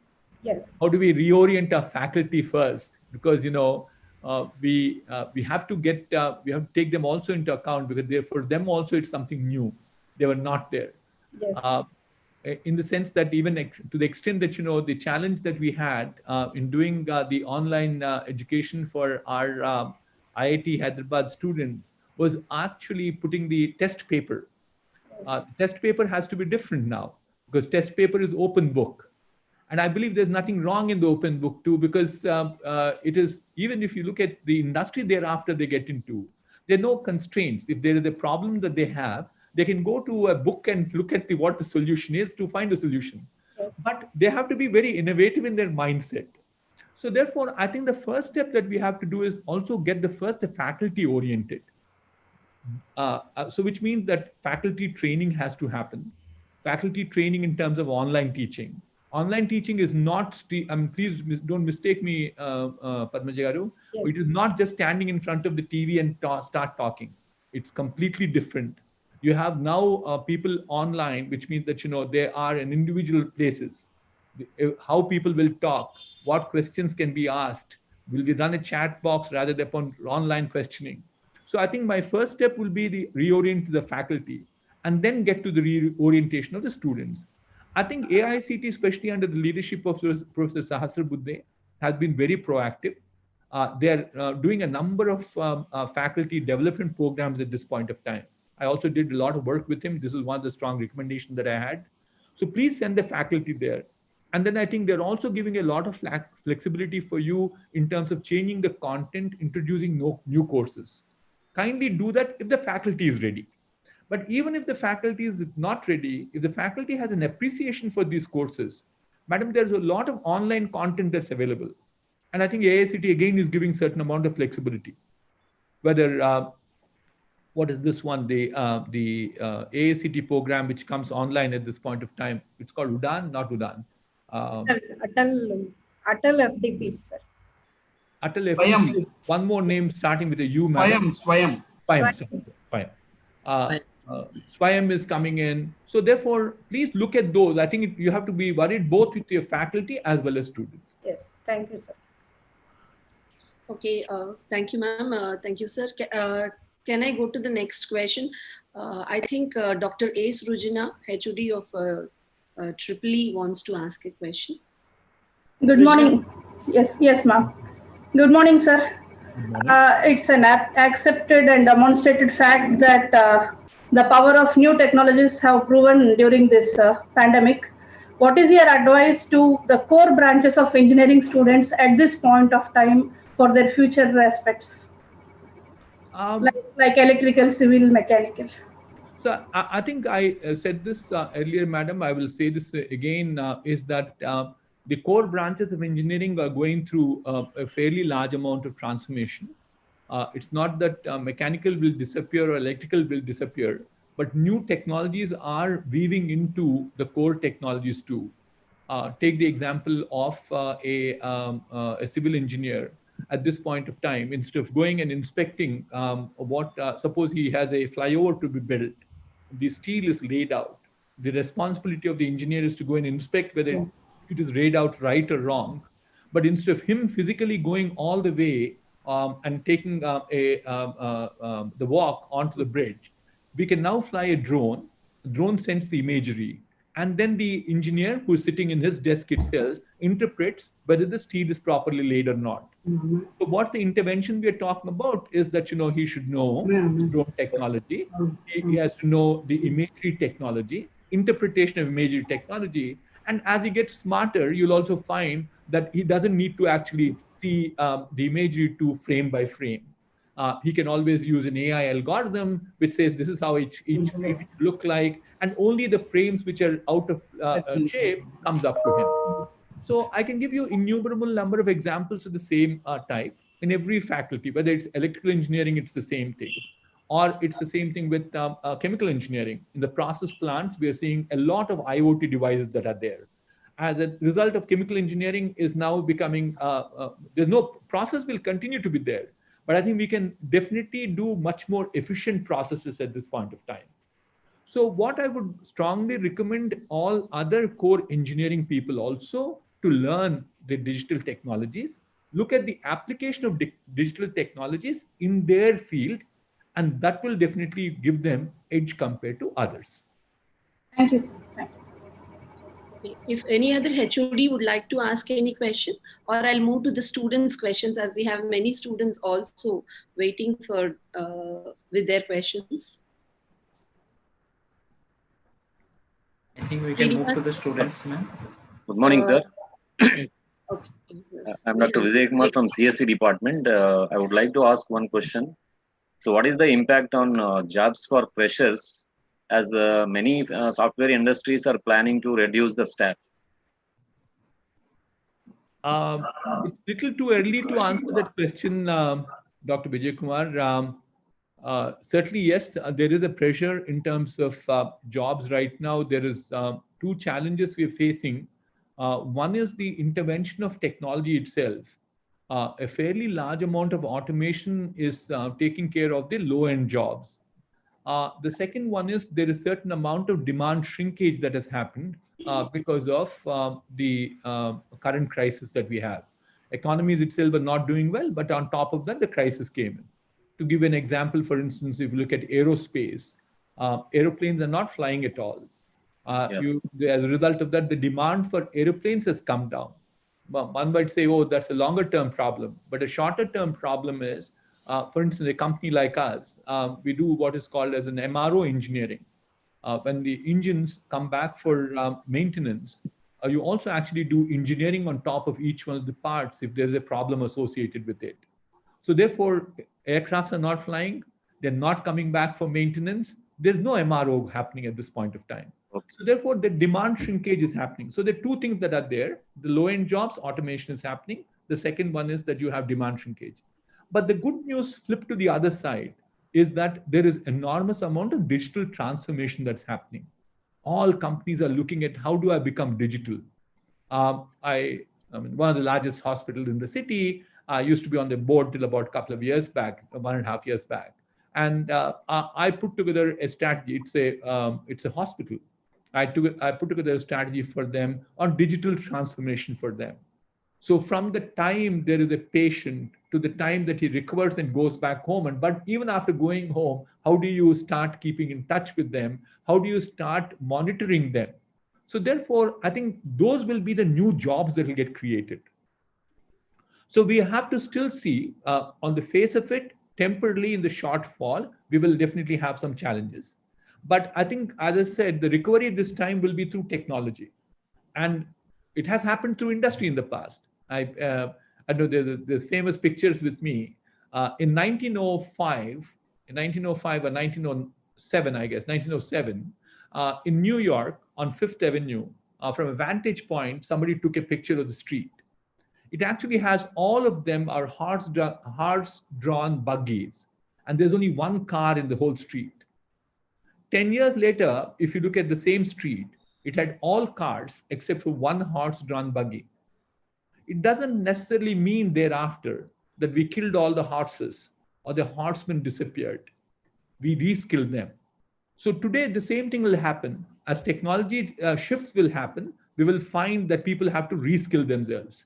My humble submission again, and with all sincerity, with all good intent, I'm saying, let's reskill our engineers at our institutions to be the best digital engineers. Thank you, sir. Thank you. To the next Sir, question. I feel, sir, I feel that this COVID problem is not going to die down within next 2-3 months, 4 months. What governments were expecting, I think it is going to. We'll have to live with this for next 1 or 2 years at least, 1 or 2 more years at least. We'll have to live with this. No option except to live with this. Okay. I feel. I want your comment on this, sir. Thank you, Dr. Vijay Kumar. I agree with you. I've been a very strong proponent of it. I've been saying this repeatedly, saying that, look, so therefore we need to have, that's the reason why I'm saying we need to have the backup plan. This won't disappear. We are seeing, enormous amount of content coming in. For example, I'm sure you know about Rice University. Rice has said the pandemic will come sometime in the later part of fall. So they're actually going to shut off the university between Thanksgiving and Christmas. That would be the bad period according to their forecast. I'm not saying yes or no to it. Or Purdue, for instance, are starting classes also early at this point of time. And they're saying they're decided where the physical presence is required. And they will make sure the physical present classes will be completed first. Therefore, if there is an outbreak, they will definitely make sure the rest goes online. So the point is, you may be right. We don't know. We're hoping both of us are wrong, Dr. Vijay Kumar. The optimism, both of us, hopefully both of us are wrong. And we'll say, yeah, we were wrong. But there's a probability there. So the point I'm made to make is that we should definitely have a backup plan. Thank you, sir. And we'll move to the next question. That is, I can see that it is Dr. Vishnumurthy, sir, from Anurag University, who would like to ask a question. So, Dr. Vishnumurthy, sir. Very good morning, sir. Always your presentations will be informative and prepare us for the future. After software professionals, I think only the engineering, especially engineering teaching community was working almost double the time what normally they used to work. And day before yesterday, there was an image in the WhatsApp that is when lockdown is over, when they are coming back to college, they are coming with a big trolley luggage filled with the certificates of the webinars and online courses they have attended. So this has helped really the teaching community to gear up their capabilities. So on this point, my request to you is, because you are on a lot of advisory boards of industry, please recommend the industry to extend their learning services what they had internal, because they might be working on the latest techno projects using the latest technologies. So that knowledge can be shared to the educational institutions now. With this pandemic situation, it has clearly shown there is no much difference, and educational institutions can be easily connected using these ICT tools. So please, I request on behalf of academic institutions, industry, to extend their in-house learning facilities to get up to deal with the future engineers who need to compete with the machines. Thank you, sir. Thank you, Dr. Murthy. A good suggestion. I will certainly take this forward. Allow us to a little more time. There is absolutely, in spite of the fact 9 weeks have gone by, there's nothing but concern and chaos that we have, because many of the companies today, 90% of our employees are working from home. And as much as I said, online education is different from physical classroom education. Having these people physically in our offices and then now having them home is a completely different world altogether. I wouldn't get into that, but I can assure you it's far, far different. So let it settle down, but I think it's a good suggestion. We certainly, the intent is to share our learnings, and I'll make sure that I voice this with all my colleagues. And I would like to very sincerely thank from my heart, because of a few of your suggestions are made to the AICT as part of their EC, that is encouraging the courses on emerging technologies and giving the provision for specialization, minors and all. Now most of the universities are coming with that facility and giving a very good advantage to the young engineers. I thank you, sir, for your vision. Thank you, Mr. Murthy. Thank you, Vishnumurthy sir. Now I would like to ask if Dr. Anupama from Anurag Group would like to ask any question. Dr. Anupama?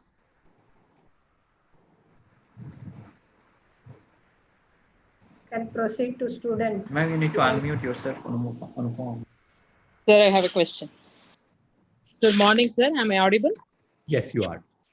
Sir, so the challenge presently what we have is reorienting the faculty towards this online teaching. And at the same time, the content what we are going to teach for the students. How should we face this challenge, sir? Madam, good question. Thank you very much, Anupama Garu. But see, my association with academics, I should be very transparent and open, is no more than about 7 or 8 years. When I had a lot of passion for education, but I seek luck that I became the chairman of board of IIT Hyderabad. My third term, I'm about 7 years old or 8 years old as chairman. That's when I started taking a lot of interest in putting into it. So you are the best experts in terms of trying to say how the transition has to happen between physical teaching to digital teaching. Certainly, I think there's a fairly large amount of literature that's available, and there's a large amount of work that's being done by a number of institutions. As I said, I sit also on the board of University of Michigan Engineering at this point of time. There is a fairly intense work that's being done, because we need to know what is to be taught is what is good. So right now there are 2 classes we are running. It's an interesting one. I'll share 30 seconds of it. Is that we have cameras which go on the teacher, but also onto the faces of each individual student, and also on the notes that they take, live notes that are being taken by them. So you triangulate what is being taught, what is being appreciated from the facial expression of the student, and what he or she is writing as notes. Between them, we are saying what the teacher should be teaching this part. This is what was interesting to the student. We're trying to get, so there is a fairly large amount of, literally, for lack of a better word, I'll use a word called lab work being done. This is laboratory work. This is experimenting. And they're experimenting various different options. So I would recommend that it's not going to be that difficult. I think we should start baby steps at a time before we take the big leap forward. Make sure that at least every faculty goes through an orientation program goes through a training program thereafter to make sure that, the student won't be at the wrong side when he starts getting into online. Thank you very much, sir. Okay, so then we'll start off with the students' questions. Before I go into the student question, once I would like to ask Siddharth sir if you would like to ask anything from the placement side. No, because already enough time has gone. Please allow the students to speak. Okay, sir. So, sir, the first question is from Samir Desai. Samir, you can unmute yourself. Good afternoon, sir. This is Samir Desai. I'm from CSC department, VJIT. My question is... Louder. Speak little louder. Louder, please. Am I clear? Yeah, one second. Am I clear now, sir? Okay, now it's okay. Yes, Samir, please go ahead. Okay. So my question is, what is the impact of increased adaptation of social distancing in hiring process? Also, as the work from home culture is predominant now, will companies recruit freshers? Yes. Two things in terms of impact on hiring process through social distancing at this point of time. I think it has it had some impact, but I think even companies like us have gone ahead and recruited some very senior executives using online conversations. So therefore, social distancing did not come into play. We actually have a general counsel for the company itself, Ferranati. She's an American woman based out of Hartford, Connecticut. We hired her through teleconferencing. We also did one more hire for the VP of supply chain from Houston. So we are not slowing down hiring processes at this point of time. The social distancing is not becoming a limitation. The second one is, as far as fresher recruitment is concerned, as I said, the industry is in a chaotic mode right now. It's tremendous amount of pressure. I have to be very transparent because I represent the industry at this point of time. I don't think freshers recruitment is on priority currently, but I think as things settle down, we're hoping that 5.0 will release some amount of pressure on us because we'll start seeing more amount of public transport. Because as much as private transport that we provide, private transport, they're not saying more than one person in any car. So number of cars that are coming in, how do you check people in? How do you have cafeterias managing these people? They're humongous type of problems. So I don't think we would, the offers that have been made so far, they're all being honored. I know for sure, not only my company, even IIT Hyderabad, except for one small little aberration that we had, otherwise everything is in place. And anyway, 2021 recruitment will only start in December of this year, not before that. So campus recruitment is starting only in December. So online recruitment also will start in December. So as far as the freshers are concerned, I think they should not be worried. There will be enough opportunities, skill themselves well to make sure they're ready for the new world. Thank you, sir. Thank you. Okay, the next question is from Anand Krishnan. Anand Krishnan, please unmute yourself.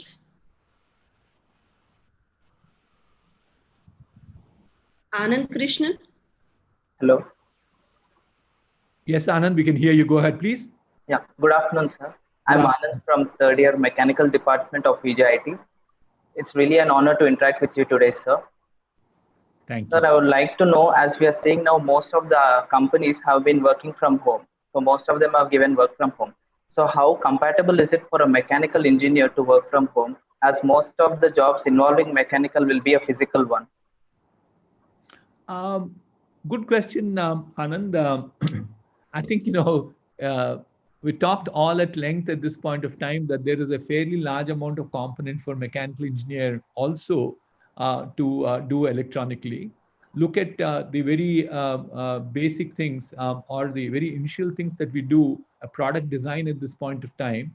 Product design is not using any more set squares, T-square, and French curves. We're all doing that using our AutoCAD or CAD key or whichever is the software that's there. So the result is that there's a component of mechanical engineering, which is product design, which has also become now electronics. And then we also have seen that fairly large amount of time was being spent in things like simulation, analysis. All that parts of it have become electronic. So therefore, these can also be executed from home. What I think is important, I'm not certainly belittling or diluting the effort that's required on the shop floor for producing a product. But there too, we are certainly seeing more amount of interventions in terms of technologies. You look at the paint shop of Maruti Suzuki at this point of time, doesn't have a single individual. It's a year now since I've been to Tesla's assembly shop in California, and the number of people that are there are very few. But but all those robots that are moving in, they actually, it's very nice. I'm sure they make it very showcasey. So they carry trays with parts and so on and so forth. Literally like somebody coming and delivering parts to the guy who's on the assembly line. So, but all that can happen only when somebody else is writing the programming at the back end. You might say, Mr. Reddy, this programming is the skill of software engineer, not mechanical engineer. No, it has to be a mechanical engineer too, in my perspective at this point of time, because he has the domain knowledge. He knows what parts are to go, how parts are to go, how a conveyor belt runs. That is not a specialization of a software engineer. So therefore, so long as you, Anand, start learning more amount of newer technologies, the digital technology which are there, I think you would be as good as anybody else. And mechanical engineering is not going to be physical presence as opposed to software engineers, which has virtual presence. Thank you, sir. Okay, sir. Next, there is a student, Ashrita from first year. Ashrita, please unmute yourself. Ashrita. Good afternoon, sir. Good afternoon. Sir, I'm Ashrita from the Department of Artificial Intelligence, VJIT. My question is, what is the scope one can see in future for AI or ML engineers? And what kind of skills should be acquired beyond academics? Ashita, thank you for asking that question, but I'm very surprised the question from you, because you decided to become an AI specialist.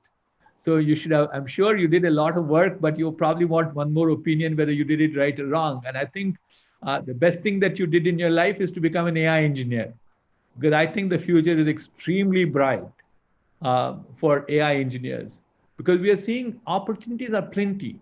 I mean, I, for one, never thought AI could be used in a number of applications as we are seeing today. And if you didn't see, there's an ad which runs, I really like it, from Accenture, I believe. It says we can feed people better using AI. We can take care of people better using AI, and it goes on. Very impressive ad it is. So therefore, AI is right now, whether it's feeding people, whether it's taking care of old people, actually. It's very touching when you see an old person being held by AI at that point of time. So there are fairly large number of opportunities that are there as far as the AI is concerned, because that is what we think is the future. But the key thing that I like you to emphasize on is that what we are seeing right now is people tell us that these two countries, China and US, is far ahead of us in terms of AI technologies. There's more amount of deep learning that they have done. There's more amount of focused attention that they've done. So people like you who have so much passion to have started as a first year student in AI, think about more deeper technologies. Deep technology, the algorithms that will probably make a difference to the whole universe is what you should aim for. Thank you, sir. Thank you for answering. Okay, so we are having two faculty members also who would like to ask a question. It is Shravya from Mechanical Department. Shravya, please unmute yourself. Thank you, ma'am. Good afternoon, sir. This is Shravya from faculty from Department of Mechanical Engineering. So I really thank you for acknowledging us with such a phenomenal session. So my question regarding this is, as a faculty, like, are there any technical platforms that we can use to deliver an effective learning environment, especially in this virtual world? Like, do we have any levers which we can use to produce an engineer who is really productive to all the workforce?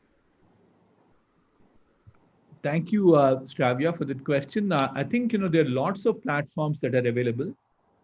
Some of them are open courseware platforms. Some of them are paid courseware platforms. You should definitely do a research onto it. And some of the content that comes as freeware at this point of time, I'm extremely impressed. I wish when I also studied mechanical engineering like you did, I had an opportunity to listen to such eminent people. Not that I had inferior teachers; they were amazing teachers that when I was a student. But the fact is that today you have the ability to hear the best of the people in the world, and also you have this other advantage. If I didn't understand a piece of work, then either I had to go and consult a friend of mine to understand that better, or take the pain of going to the library and spend time there, or wait for another 15 days for the librarian to give me the book that I wanted for me to learn more about it. Whereas right now, you people are all very blessed people. You can learn instantaneously. I didn't understand the concept, I'll rewind it. I'll go and Google around saying that, what's the alternative I have? I'll find an alternative to it. I think the content seemed to be, there's no dearth for content itself. So my recommendation to you, Shravya, is please go do a little more research, desk research, to find out which are the best platforms. And I think, I don't know whether they've opened up. We were almost there to do it just before pandemic, but I don't know whether we did it. There is a platform called Future Skills it's basically a platform. The content is backend. They source the content from different people, whether it is edX or it is Coursera or any of those people. So look at some of those sites and you'll find, I believe people were telling me, actually, I was having a conversation with Professor Sahasrabudhe in the last few days, that there are some platforms which even can do experiments as good as you do it in your classroom. You can start a diesel engine and it will make the same noise as what it will make in your lab. And then, you'll have all the parameters of the fuel, the noise, and you have a lot more to come in, because it can also start monitoring. If you say, what's the pollution level? It can tell you how much is the pollution too at that point of time. All are virtual, but the fact is that you learn better. Thank you, sir. Next, we have Ms. Suma from the EC department. Suma, please unmute yourself. Good afternoon, sir. Good afternoon. This is Madam Suma, faculty of EC department, VJIT College. So here, my question is, nowadays, learning platforms are providing a lot of training, but in your point of view, how good is the training to gain practical knowledge students need? Yeah, Adam, I think things are but things are changing quite rapidly. I'm a firm believer that it has to be supplementing each other.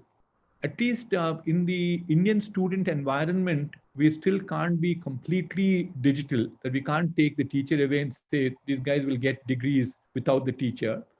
And also not having an exposure to a lab as such. As much as I spoke so far saying that, there are lots of new things that are happening, but new things, the first person that has to curate them is the teacher. We have to know what are the new things, curate them, and expose the student to those which we think will definitely help the student to learn. So I think there's a fairly large amount of content that's available, as you said, but please curate the content and get into a model where you have a role to play to further enhance the experience of the student. Don't leave the student on their own, but I think we should have a model where it'll be part of it will be classroom, part of it will be online learning.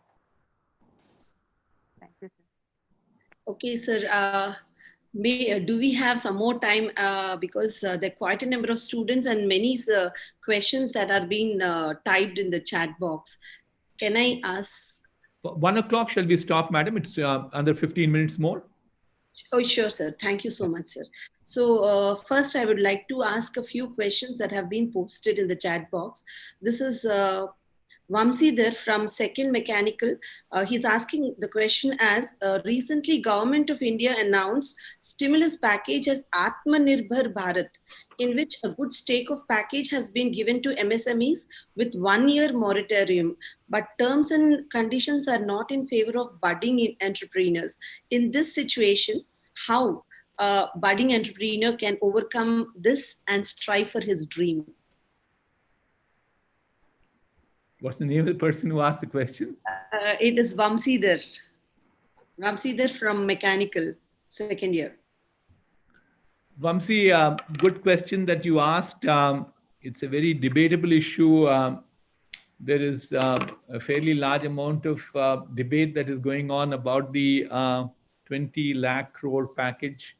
How much of it is really beneficial to the industry or the agriculture and so on and so forth. One of the components of it for sure was the MSME part of it that came in. For the MSMEs, which even the startups would qualify under that category. We've done some work in that area. I think they'll also qualify. Some benefits will come by. But certainly, I think rightly pointed out that we need to give a lot more importance to the startups. The budding entrepreneurs is what you use the word, but I would use this word called startups. We still continue to push the government on that count. And even as recent as yesterday, I sent a note because in the Western world, the way in which they're handling startups is amazing. I think so. Therefore, every one of us who have some access, please put that pressure. I can tell you a couple of them. One is called the PPP program. That's my famous one. What is PPP? It's called Payroll Protection Program. So in startups, if they fulfill certain conditions, they're giving 3 months of salary as loan to the startups. But if they continue to fulfill those conditions till November, then what happens is that that particular loan gets waived off. So I have a startup which is about a $10 million revenue that they have. They have a burn, which means basically salaries are about $250,000. For 3 months, it's $750,000. They got the money within 30 days from when the lockdown was announced. That is real help to a startup. Literally what you're saying is that I give you a breathing time for 3 more months. Then there is also yet another initiative called the Small Business Administration, SBA as it's called in US. SBA, at a certain terms, the same company got a loan of $150,000. That's almost like 1 crore rupees they got. I can't even believe the terms they got. There's a 3% interest, but payable over a period of 30 years. And that was coming out to be $700 a month. So that's a very small sum of money for the amount of money that they got. And so in certain amount of interventions of this nature are important. We continue to put pressure on them. But I think at least the small little thing that they've done is for the MSME industry, where the startups also will qualify under the same category of postponing loans. If you probably borrowed money, 50% of the money can come again one more time to you. You don't need to have personal guarantees involved. These are some of the good things that the government has done. Thank you, sir. We have one more question from the YouTube chat box. This is Reddy. He's asking, should engineering students start working on live projects during this coronavirus period so that they can support the government as well as the patients in the hospitals? Shishir, very good question that you asked. I wish I mentioned this earlier itself, is that but in some ways I've been saying this, that please make good use of the time that you have.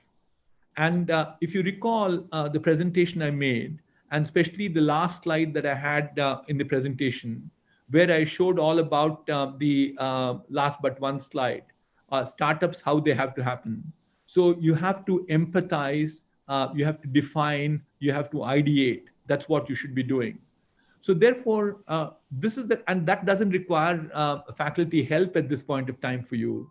You can do it on your own. So my recommendation to you is please start looking at the problems which are real at this juncture. So not necessarily these are problems which are to be in the hospitals only. These are not healthcare problems, even non-healthcare problems. I told you about, I was reading the recent past, so that's right on top of my head, is about a rag picker story. How do you now help a rag picker in terms of technology intervention? So similarly, you can look at any problem around you. It's empathizing. So look at somebody to say, can I do this better than this person doing it? Can I help this person? So that's empathy. You step into their shoes. So please look at live problems. It's not just for you. For all my student friends, I'm making an appeal to them. Please start looking at what problems are there and how to apply the knowledge I have to make their lives better. Okay, so one more question from the YouTube. As this is Ajay is asking, and he's asking, as the future is seemingly going towards an incline towards technology, don't you think the syllabus should be modified, especially when it comes to mechanical engineering? No, I completely agree with the suggestion that Ajay is making. The syllabus has to be modified. I think the AICT is also pushing that very hard, Ajay. I will again appeal to our leadership, our faculty members, our principal, our director at Vidya Jyoti at this point of time, saying that we should also seriously look at modifying our syllabus, make sure that it becomes very contemporary. There'll be a fairly large amount of digital content in making sure that our student gets benefited. So I don't think there is a major hesitation on part of AICT, which basically MHRD or AICT for that matter, to keep the syllabus frozen. They are all recognizing that there are new technologies which are coming in. The need of the hour is make sure that we certainly move towards new things. So please help our students, Sir Venugopal Reddy garu, especially to you, make sure that the content gets changed as quickly as possible for our students to get benefited. Definitely, sir. We are planning to do it, sir. Thank you, sir. Then the next question is from Bhashwant. He's asking the question as, what is the role of ECE students in this digital age? Bhashwant, there is a big story for the ECE students because I think everything is becoming electronics at this point of time. You look at the things I talked about. I said I spoke to KTR earlier this week, and two things had to happen if this digital has to become reality. So that was one was the telecom equipment that's required. The telecom fiber to home is what I said. So therefore, you need to have enormous amount of electronic equipment that's required. And the second one is I also said, we need a slate there. So therefore, that's electronics too. That's not, it is electronics. So therefore, it's not electrical for that matter. And so the end result is, but at the same time, you look at these two technologies I described, I'll go further a little bit, but both of them have other technologies too. Optical fiber is not just electronics, it's optics. And you go back to the slate or your iPad at this point of time, one of the very expensive part of that particular whole subsystem is the glass that comes in. That's the display. So the result is that, you need to have interdisciplinary capabilities too. And then, you look at further, the way in which technology is becoming digital at this point of time is the enormous amount of progress we are seeing with sensors. Sensors can now sense everything and anything the human being can do. God gave us these 5 senses, the ability to feel, the ability to hear, smell, see, taste, all of them, the computers are doing. Computers are doing much more consistent job than what it is. As recent as this morning, I was reading about this, and I know a little more about this, but give you an example. If you look at COVID virus, we all know that it goes through air. It's transmitted through air, or the virus gets spilled over. So nostrils, throat, that's how it goes, and finally it impacts your chest. Your lungs are the ones which are impacted.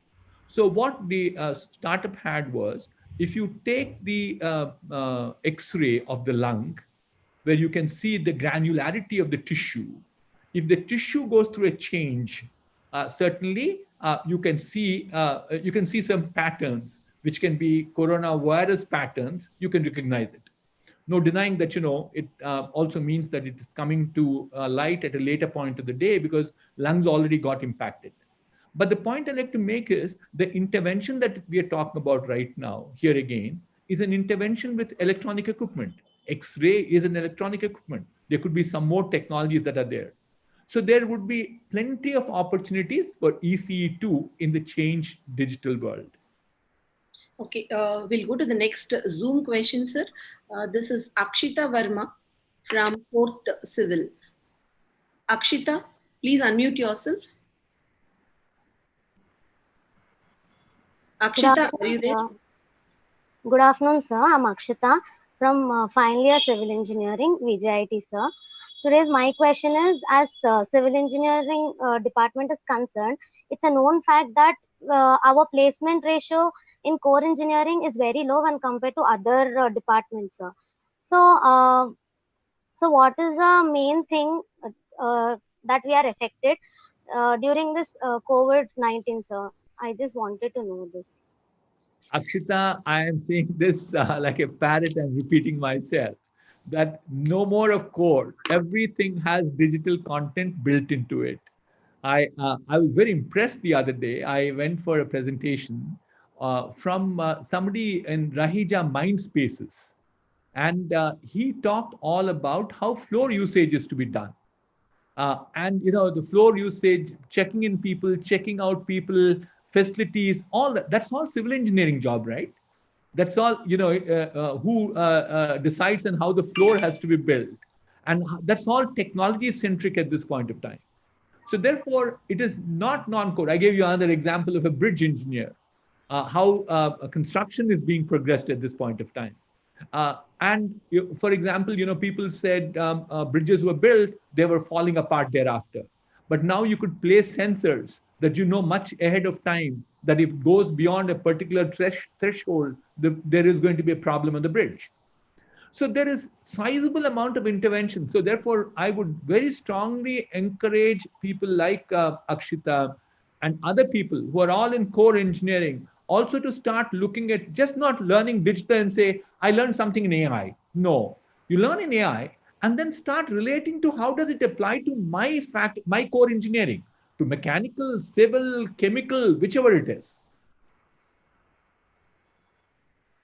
Thank you, sir. Okay, sir. One more question, last question. I'll ask Nandini from IT. Nandini, please unmute yourself. Good afternoon, sir. Good afternoon. My name is Nandini. I'm pursuing Little louder. Okay, sir. My name is Nandini. I'm pursuing third year IT from VJIT, and I'm really honored to interact with you, sir. And my question is, there is a lot of uncertainty around us, which is having a very hostile effect on us, both in academics as well as our plans for future. How or who can guide us to overcome this negativity, sir? Good question, Nandini. I don't think it's very hostile. The environment has become different. It is, this is a reality, certainly, that it is certainly different from what it was. I went to college. I had my friends. I physically stood with them. Whether it is to do with my classwork or it is not to do with my classwork, I had somebody to share. I had happiness, I shared with my friends. I had grief, I shared it with my friends. I was low, they brought me up. When I was high, I brought them up too. So therefore, it is certainly a different environment that we have. So therefore, I keep asking these two questions to myself. This changed environment that we have, my first question is, am I responsible for this in any way? The answer is no, I'm not responsible. I swear to God and tell you, I'm not responsible. You're not responsible. None of us are responsible to what it is today. The second question that I ask myself is, can I do something to change this environment? And the answer is no again. I can't do. This has become such a humongous problem that we have. I can't change. So what do I do is that I take the environment as it is and say that I live happily thereafter. So I make best use of the current environment that's there. I am in touch with my friends. I have to, pardon me, I have to definitely wake up in time in the morning. Not because I'm working from home, I can work whenever I like. Just like I go to office, I get dressed, except that I don't wear a jacket because I'm at home. There's not a tie on me, but otherwise I have to definitely shave myself. I'm ready there. I'll break for my lunch at 1:30 for sure. So therefore, you bring that discipline. I learn every day. And the evening, yes, I socialize. I make sure that I make it a point to call two friends every evening to talk to them on any topic of interest, commonality. It could be even sharing your happiness about watching a movie yesterday, whether you liked it or you did not like it. So don't get too distracted saying that this world has come to an end. It is so taxing on me. It is, we have to accept the reality. This is the new world that we are in. We'll make best use of it. Thank you, sir. Thank you. Sir, shall we have one more question or we'll wind it up? Last question, Sri Devi. Okay, sir. Then we have one more student. Sorry, 1 second, sir.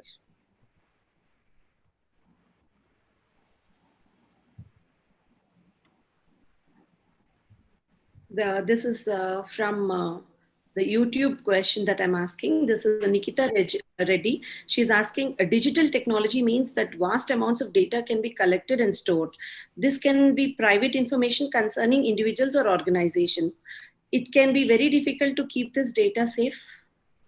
So how are we going to deal with this? Nikita, good question.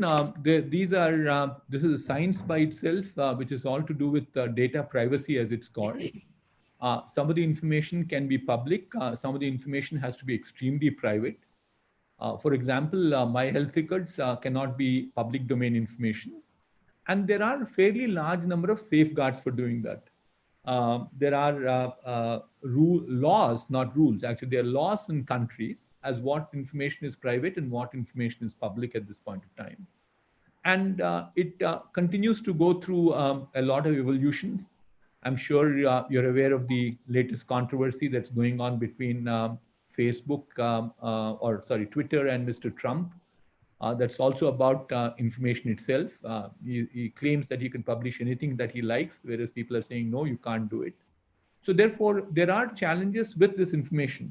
All information cannot be in public domain. And there are rules at this point of time in the world. India also has their own laws at this juncture. I think they're finally waiting for enactment at this point of time because of COVID, because the parliament is not meeting. They did not have the bills passed. But the whole Europe goes through a scheme called GDPR. That's the privacy rules that we have in the whole of Europe. Actually, the EU brought those rules in. They're fairly well orchestrated rules. So therefore, we don't need to get concerned about them. But at the same time, the challenge that we have is, given this amount of data that we have, and the challenge is more to do with the cyber security issues that are there. So people can come and steal this data, and you continuously have this challenge, whether it's to do with bank or whether it's to do with the personal information and so on and so forth. But I think that is an opportunity also for people to spend time and energy and effort to make sure that you specialize in data privacy, cyber security. Thank you, sir. That was really wonderful for you to so patiently answering all the queries with so much of simplicity, filled with so much of information and dipped in your knowledgeable experience. So thank you very much, sir. Now I hand over the session to our principal, Dr. A. Padmaja ma'am, for the vote of thanks. Thank you, Sri Devi. You did a good job in terms of flawlessly handling the whole situation. Thank you. Thank you very much, sir. Thank you. A very good afternoon to Padma Shri, Dr.BVR Mohan Reddy garu, and to all the attendees of today's webinar on accelerating engineering skills to challenge the COVID crisis times. It is an honor to me to propose the vote of thanks for this wonderful session, which I am sure is a very valuable session for all the attendees here, as we have with us the most highly experienced and revered business personalities sharing his experienced inputs to the faculty and students. I take this opportunity to sincerely and wholeheartedly thank Dr. BVR Mohan Reddy garu for his prompt acceptance of our request to be the speaker of the webinar session. We are very much indebted to you, sir, for sharing your valuable time in enlightening all of us with your unparalleled experience and intellectual presentation. I'm sure our students and faculty have greatly benefited from your suggestions. Thank you very much, sir, for assuring us we can overcome the crisis and, and come back to the normalcy soon. Your philosophy of being both realistic in life and making optimism the key drive, which shall be the dynamic combination to deal with the situation while improving the digital technology skills as it has turned to be the new normal. And you have highlighted about the technology playing a very important role in almost all modes of operations, both at the individual level and also by the government. And digital technologies and future technologies are the need of the hour to be implemented in the curriculum. You have touched upon digital recruitment and innovator values, which are highly impressive and useful for the students. I extend my earnest thanks to the managements of Anurag University and Vijay Jyoti Institute of Technology for their consistent support for us to go ahead with organize such constructive events. Last but not least, I thank all the participants and the entire VJT team for successfully conducting the session, especially to Mr. Praveen, who has for all the technical support and keeping this session as a live in YouTube. Last but not least, I thank all the participants for being an extremely engaged audience in interacting with Sir. Sir, I once again thank you for today's brilliant session and we look forward to continuing our association with you. Thank you very much, sir, once again for patiently answering all the questions. Thank you. And sorry for we have extended another 45 minutes. And sorry for inconvenience. That's perfectly fine. Thank you. I enjoyed myself. Thank you very much. Thank you everyone and have a wonderful evening. Thank you, sir. Thank you. Thank you very much, sir. Please, a round of applause to Dr.BVR Mohan Reddy, sir. All of you can please unmute for one moment and share your, regards with Dr.BVR Mohan Reddy.